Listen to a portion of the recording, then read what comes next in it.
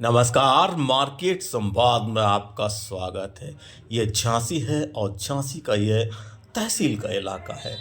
हम आपको इस इलाके से जो अंदरूनी गलियों में लेकर चल रहे हैं, तो ज़रा ध्यान से देखिएगा कि आपको यह इलाका कैसा लग रहा है, क्योंकि इस इलाके में आप बहुत कम गए होंगे। दरअसल झांसी से जब आप तहसील पर, जहाँ भारतीय जनता पार्टी का कार्यालय है, वहाँ से आशिक चौराहे तक जाते हैं, तो ये अंदरूनी गलियां आपको नज़र आती हैं। आज के दौर की ये गलियां हैं, हालांकि ये इलाका, जैसा कि कहा जाता है, कि काफ़ी प्राचीन है। झांसी जिस समय बना था उसी समय का यह इलाका है। तहसील के पीछे का इलाका कहा जाता है इसे, खंडेराव गेट का इलाका कहा जाता है। और सबसे बड़ी बात यह है कि आपको यहाँ पर बहुत कुछ बदलाव देखने को मिलेगा। सारे मकान नए हैं, और ये जो मंदिर आप देख रहे हैं, ये सदियों पुराना मंदिर है। सैकड़ों साल पुराना भगवान महादेव जी का यह मंदिर है, और इसी इलाके का यह बहुत फेमस मंदिर भी कहा जाता है।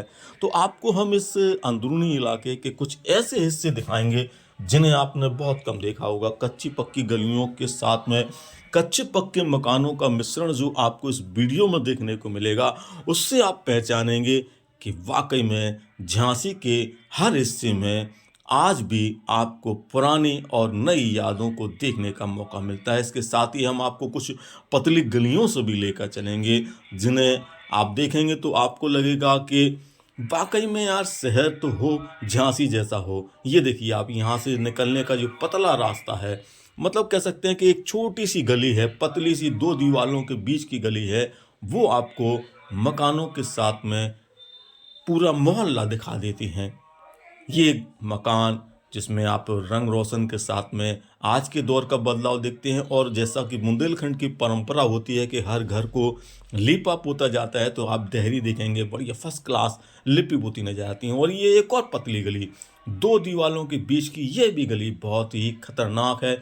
छोटी है, लेकिन जाके चौड़ाई में जब आ जाती है तो आप यकीन करना मुश्किल लगेगा। आपको यहाँ पर कार भी आपको मिलेगी, बड़े बड़े बंगले मिलेंगे। आज के हिसाब से जो मकानों का निर्माण होता है वो दिखाई देगा। तो ये तहसील के पीछे का जो आप इस इलाका देख रहे हैं, और हम आपको यहाँ से उस आशिक चौराहे तक लेकर चलेंगे जिसका नाम आज को, जैसा कि हमने बताया, कि पुरुषोत्तम दास टंडन के नाम पर हो गया है, लेकिन आज भी लोग उसे आशिक चौराहे ही कहते हैं। और वहाँ पर क्या हालात हैं वो भी हम आपको दिखाएंगे, लेकिन पहले आप ये अंदर के हिस्से देख लीजिएगा, क्योंकि अंदर गलियों में घूमने का बहुत कम मौका मिलता है। आपके घर, नाते, रिश्तेदार या परिचित या आपका बचपन या आपके आना जाना जब इन गलियों में होगा, तो आप इन गलियों को जब देखते हैं तो कितना बदलाव आपको दिखाई देता है। चाहे भाई कच्चे मकानों के रूप में देखें या पक्के मकान के रूप में देखें, कुछ पुरानी यादें, कुछ नई यादें, सब कुछ आपके साथ में जुड़ती चली जाती हैं। और यहीं से आप निकल कर ये सामने आप कोऑपरेटिव बैंक जो बना हुआ है उस तक आ जाते हैं, और चंद कदमों के बाद कह सकते हैं कि ये जो बीकेडी वाला रास्ता है उससे आप ज्वाइंट हो गए हैं।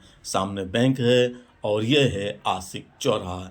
जी हाँ, वही आशिक चौराहा पुराना, जिसे आज भी सदियों से लोग आशिक चौराहे के नाम से ही जानते हैं। लेकिन वक्त के साथ में, जैसा कि हमने कहा, कि झांसी के जो पूर्व महापौर हैं रामतीर्थ सिंघल, उनके कार्यकाल में, वर्तमान में वह एमएलसी हैं, उनके कार्यकाल में इस चौराहे का नाम पुरुषोत्तम दास टंडन रख दिया गया है। तो ये खूबसूरत सफ़र गलियों मोहल्लों के साथ में एक चौराहे तक का, नए दौर के साथ में पुराने दौर की कुछ खूबसूरत यादों से आपको हमने जो परिचय कराया, जो अंदर का नज़ारा दिखाया, और यहीं पर आपको कुशवाहा जी की जो वेज बिरयानी की दुकान है वो भी आपको यहीं इसी चौराहे पर है। तो आपको यह नज़ारा कैसा लगा हमें ज़रूर बताइएगा, क्योंकि हम आपके लिए गलियों से लेकर मोहल्लों तक का सफ़र